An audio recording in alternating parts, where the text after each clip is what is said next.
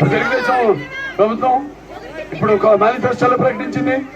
ఇవాళ మీకు సంవత్సరానికి 3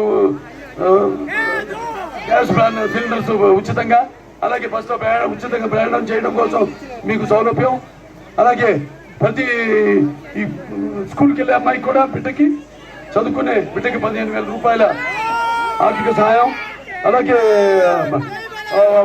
1,500 రూపాయలు ప్రతి మహిళకు నెలకి, అలాగే విద్యార్థులకు ఉన్నారు వాళ్ళందరికీ 3,000 రూపాయల ఈ యొక్క నిరుద్యోగ వృత్తి, అలాగే రైతులు ఉన్నారు రైతులందరూ కూడా సంవత్సరానికి 20,000 రూపాయలు బీమా, ఇలా ఇవన్నీ ప్రకటించింది.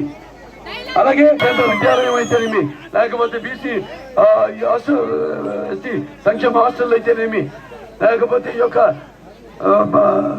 ఐఐటి అయితేనేమి, పాలిటెక్నిక్ మహిళా పాలిటెక్నిక్ కాలేజ్ అయితేనేమి, మహిళా డిగ్రీ కాలేజ్ అయితేనేమి, ఇవన్నీ కూడా ఇక్కడి నుంచే ప్రారంభించారు నందమూరి తారక రామారావు గారు.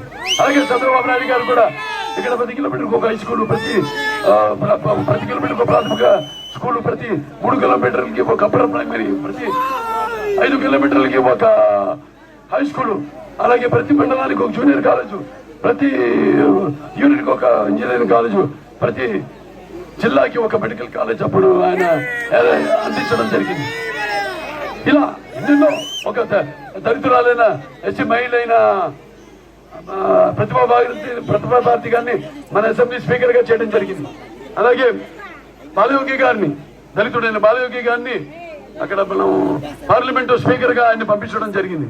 అబ్దుల్ కలాం గారిని దేశ రాష్ట్రపతిగా చేయడం జరిగింది. ఇలాంటివి అందరికీ సమానమైన ఆదరణ ఇవ్వడం జరిగింది మన తెలుగుదేశం పార్టీ.